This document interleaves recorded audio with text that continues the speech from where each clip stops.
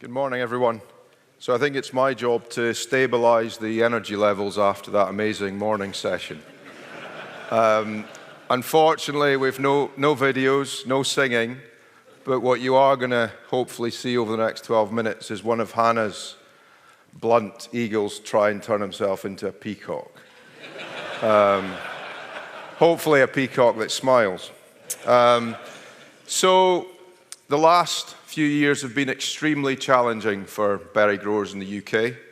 Returns have failed to keep up with unprecedented increases in cost of production, particularly labour, which make up over half of our costs. This has led to some alarming headlines, culminating in a recent survey in which over half of British berry growers say they're no longer profitable, and almost 40% don't know if they're going to be in business in 2 years' time. However, and that's before the recent budget, which is going to add another 10% to those costs. However, despair can't be a strategy, and I've looked at how we, as berry growers, can increase our share of the value chain. But why does this matter? Berries are one of the most healthy things that we can eat, packed full of essential elements, antioxidants, vitamins, carbohydrates, and fibre. They're also one of the few fruits that we can grow commercially here in the UK, with a turnover exceeding £600 million and employing the equivalent of over 16,000 people. So very, very significant sector. Looking at breeding, production, and marketing, I've visited some amazing businesses run by several inspiring individuals. I've been to the US and to Canada, to Norway and the Netherlands, to Singapore, Japan, Australia, New Zealand, not forgetting here in the UK. So, firstly, turning to breeding. This is Julian Rain, a Nuffield scholar, who grows kiwi fruit near Nelson on the South Island of New Zealand. In 2010, the sector was hit by a devastating bacterial disease called PSA, which wiped out many crops. The industry was on its knees. In response, plant breeders, Plant and Food Research New Zealand, released the Sun Gold kiwi fruit. Sun Gold is resistant to PSA. Sun Gold is higher yielding, and it's also significantly sweeter than the traditional green Hayward variety. This is an example of massive gains from breeding, and I believe that we can do the same in berries. So how are we going to do this? In traditional breeding, we make hundreds of crosses, which generate tens of thousands of seedlings, each of which has the potential to be a new variety, but which must be evaluated over many years. Molecular breeders identify gene markers, which, if present, determine a certain fruit characteristic. A novel example is the white pearl strawberry, bred in Florida. Here, the team worked out the gene marker that, if present, means that the fruit will be white. Therefore, rather than growing thousands of seedlings and waiting until they produce fruit to see what color it is, they're able to DNA test the seedlings when they're very early stage, way before they produce fruit. And if the marker's absent, they can throw them away. So such marker assistance allows molecular breeders to speed up the selection process, ultimately to produce new varieties faster. Vitamin D is critical to our health. In the body, we produce vitamin D naturally from sunlight. However, in the UK, and particularly where I'm from in Scotland, there's a large part of the year where we don't produce vitamin D. They say that when your shadow is longer than your height, you make no vitamin D. This is Professor Cathy Martin from the John Innes Centre in Norwich. Cathy's used gene editing to alter the metabolic pathway in tomatoes such that they can produce vitamin D, which is a first for any plant. Just 4 of these so-called biofortified tomatoes gives us our recommended daily allowance of vitamin D. When I was in California, I met with Pairwise, who are breeders that are using gene editing, and they recently announced that they have produced a seedless blackberry. when I was in the Netherlands, I also visited Lim Group, who are getting closer to perfecting producing strawberries from seed, which is common for a lot of vegetables. The principle is that you take desirable traits such as flavor and berry size, and you fix them in mother lines. When you cross the mother lines together, the resulting F1 hybrid seed combines the best of both traits. Indeed, the contents of this small packet could produce about an acre of strawberries if growing them from seed. So it's got potential to be very impactful.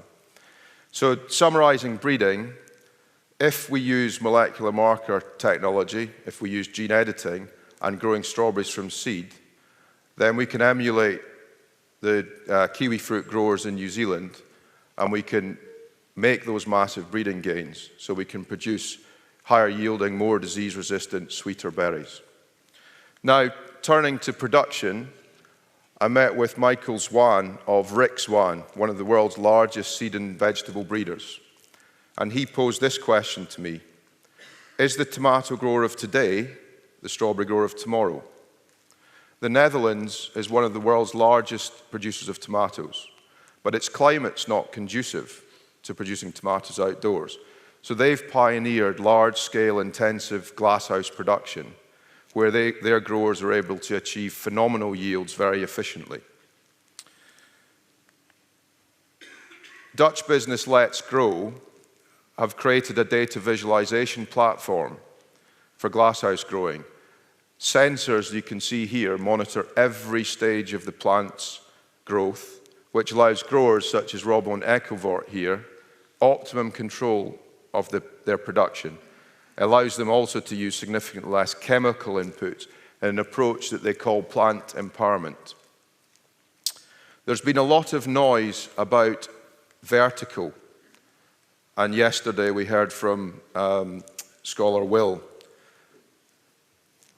The world's largest vertical strawberry farm recently opened in the US, a $300 million joint venture between growers Plenty and Driscoll's, who are the world's largest berry producers.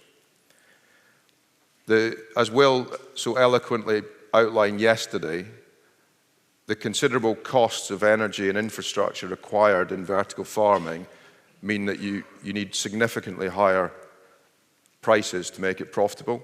So I don't think this is a viable method of production here in the UK for fruit production, but I do think we can use controlled environment systems to speed up breeding and also to improve propagation, which is one of the biggest determinants of success in fruit growing. Sticking with the Netherlands, I also visited Serthon. Serthon are reimagining tomato production. Traditionally, tomatoes are produced in a high-wire, labor-intensive system where the fruit crops continuously over many months.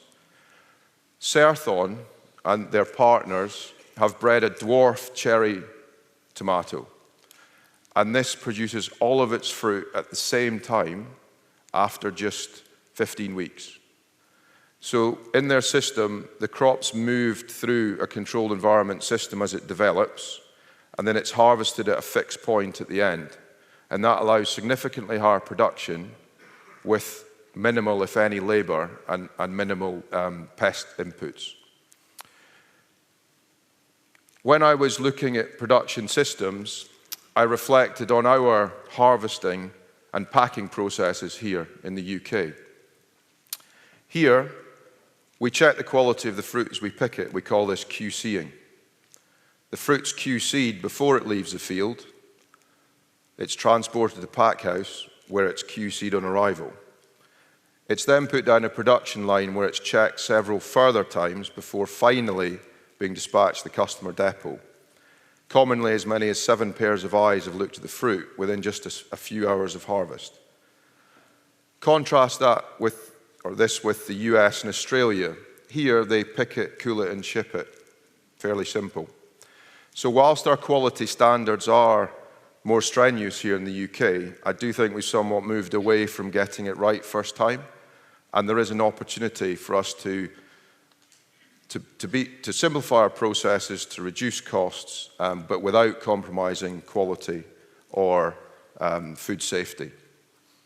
So summarising production, we're blessed in the UK, particularly in Scotland, with a great climate and with good access to water, way more so than a lot of other parts of the world and even Europe.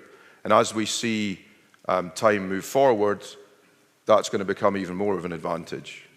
So we've got an opportunity to look to the Netherlands in particular and to adopt more high-tech systems, more data-driven systems to allow us to produce more berries here in the UK. I do think, though, that we would need to change our attitude to investment, both from a lender perspective and from a grower perspective. So, as I was travelling, I was struck by the remarkable diversity of markets around the world. Here in the UK, and the opportunities these could present to UK growers. Here, we sell most of our fruit through multiple retailers, where private pre-packed produce dominates, with a focus on efficiency and limited differentiation among retailers. Contrast that with Europe, such as France. Here, this is Grand Frais, much more focus on loose. And in the US and Canada, where shopping for produce is more fun and engaging, the prices in these markets tend to be significantly more expensive. Grower returns are set on a weekly, sometimes even a daily basis, in contrast with the UK, where seasonal fixed pricing is the norm. This is taken to a completely different level in Asia, where shopping for food is an evening pastime. And the gifting of fruit's popular custom. So these melons cost £100 each, and grapes for £30 a punnet. Produce in these markets tends to be branded, and that frees producers from the race to the bottom and also allows them a direct connection with the customer. This is John Laughlin, the chairman of Rocket Apples. These small, sweet, snacking apples are sold in plastic tubes, really changed the market. And they're sold as an alternative to snacking foods, chocolate and crisps. And recent marketing collaborations include Kung Fu Panda and Pokemon franchises. This is Per, his son Frederick, and Anne. Per was the happiest grower that I met in my travels. He grows a traditional strawberry variety Corona in Norway in a low-cost soil-based system. And he sells all his fruit direct from the farm to customers. I said to Per that he had a great opportunity to grow a longer shelf life variety. He explained to me that his customers bought fruit today, they ate the fruit today, and they came back for more tomorrow. John, the last thing I want is a longer shelf life variety. So Per and Frederick reminded me that you need to know your market, because not all customers want the same thing. So from a market perspective, we have a great opportunity to export more. UK retailers will always be our biggest customers, but there is a big opportunity out there. But it will need a lot more support from government in particular to access markets that are currently closed to us. So finally, a recurring theme throughout my travels was the profound impact of investing in people, which is sadly not often a priority in farming. I would actually ask farmers in the room when they go home, next time you look at your accounts, look at how much you spend on engine oil and compare it with how much you spend on training and development. Not compliance, but training and development, because both are required to keep the wheels running. This is Osmond, who I met in Norway.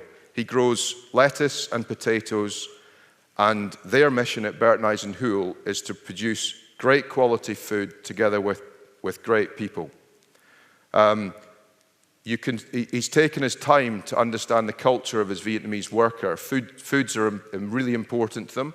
So every week, Osmond and the various families take it in turns to cook for each other. They also have invested in natural light in their pack houses, which is significantly more expensive, but it's resulted in increased productivity levels. And then he also takes his entire team, tractor drivers and up, 30 in total, away for a week every winter, where they review their season and work out how they can improve their processes and ultimately the results. And Osmond explained that this investment in his people had repaid itself several times over, as well as building valuable loyalty. We've heard it already today. I'm not going to butcher the Maori. What's the most important thing in the world? The people, the people, the people. So finally, and noticing the clock's gone well into the red, if we can learn from sun-gold kiwi fruit, from rocket apples, from biofortified tomatoes and Osmond in Norway, then I believe that we can grow more berries in the UK. I believe we can grow bigger, sweeter, more nutritious berries, and I believe that we can also do it more profitably. I'd like to thank my amazing family, fellow Nuffielders, the great team at Angus Soft Fruits for their support. I'd also like to thank the Worshipful Company of Fruiterers who recently welcomed me into their ranks, the Royal Highland Agricultural Society of Scotland, and Nuffield. Thank you very much.